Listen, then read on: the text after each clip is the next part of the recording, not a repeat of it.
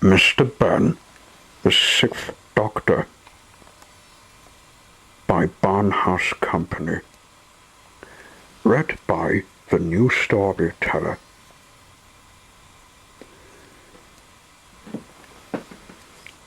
It was Easter in Festifood. Number 52 is Mr Benn's house. Mr Benn was reading a Mr Benn Doctor Who book written from Adam Hargreaves. I've met the first and seventh Doctors, including the fourth one, said Mr Benn, but what I haven't seen is Bessie, a yellow motor car. With the past thoughts he thought about, he decided it was time for another visit to the costume shop. He put on his hat and coat and went out of his house to find it. The shop was in the usual back streets as he arrived at its door. As if by magic, the shopkeeper appeared. "Good morning, sir," he said. "What's it going to be?" "Is that a sandy suit?" asked Mr Benn, pointing to a new costume he never saw. "It is, but it's easily gone after it's worn," said the shopkeeper. "I'll clean the floor if it gets dirty." Mr Benn changed into the sandy suit, and then he went through the door, leading him to what, wonders Mr Benn.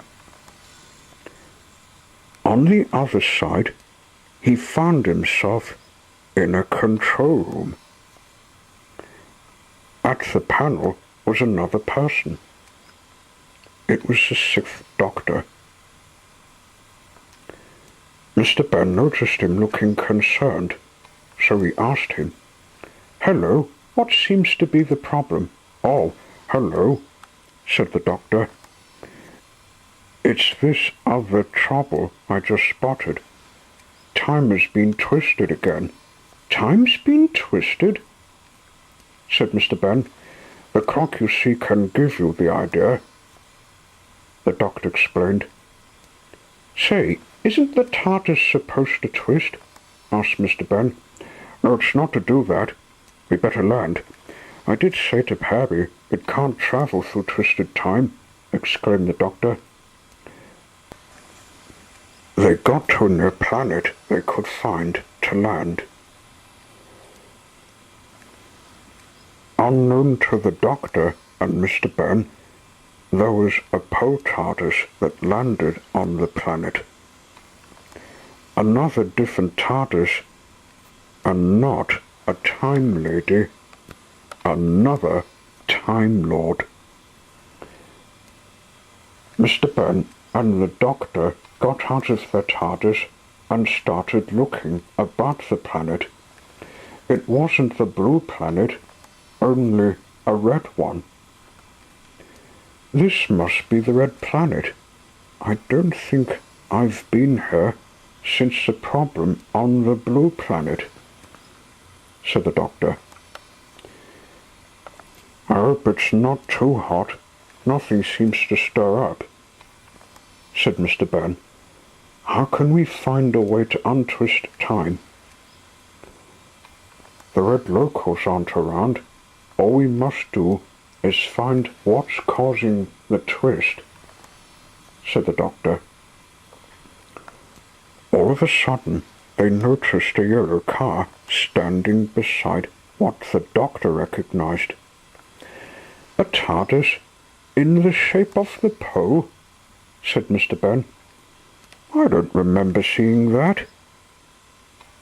And what's Bessie doing on the red planet?" "I suspect that we're about to find out who's robbed my car," said the Doctor. And both he and Mr Benn did when the figure looked up at them. "The Master!" they exclaimed, "Hello, Doctor. Having trouble with your TARDIS?" said the Master. "So it was you who has twisted time," said the Doctor. "No harm to my car, no doubt."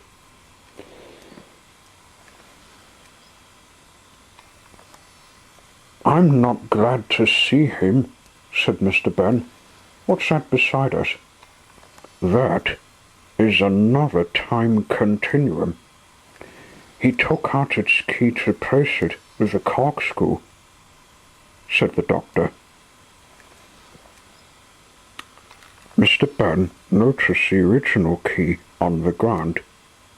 The only thing to do was to put it back in the time continuum, but he couldn't with the Master around. Just beside them was a hole.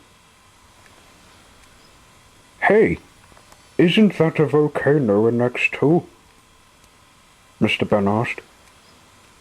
For a moment, the Master looked at the hole too close.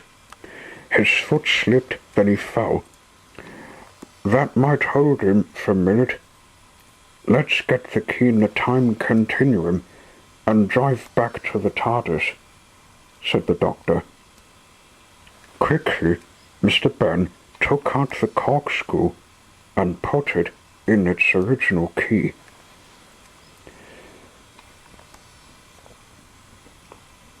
The Doctor started Bessie, then they sped away, heading back to the TARDIS. When they got back to it, the Doctor said to Mr. Benn that they have to take Bessie to his third self that owned her. Once they took off, as if by magic, a man appeared. It was the shopkeeper. "That'll be your last time travel, sir," he said. "Step into the next room." Mr. Benn left the control room and, as he expected, found he was back in the changing room of the shop. He took a last look in the mirror and changed back into his clothes.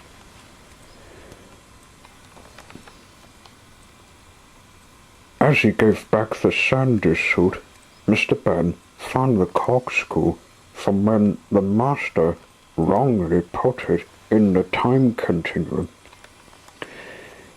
"You might keep that, sir, as you know what his arch-enemy will plot up," said the shopkeeper. "I saw him the second time," said Mr. Benn. Back in festive road, the people went about their business as usual. At his door, Mr. Benn looked at the corkscrew. "I'm glad the Master didn't ask where I live. Now that's something to help me remember." The end. This story is based on the story I read to you before, Dr. Sith, by Adam Hargraves, who has written and illustrated it.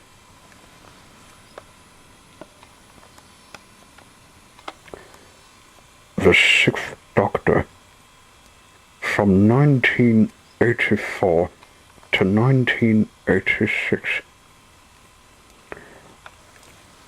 Loud, boastful, and colourful, this extravagant Doctor hid his vulnerability and caring nature behind a boastful mask of alien disinterest. After once again being put on trial by the Time Lords, the Doctor's TARDIS was shot out of the skies by his old enemy, the Rani, and the subsequent crash triggered a regeneration.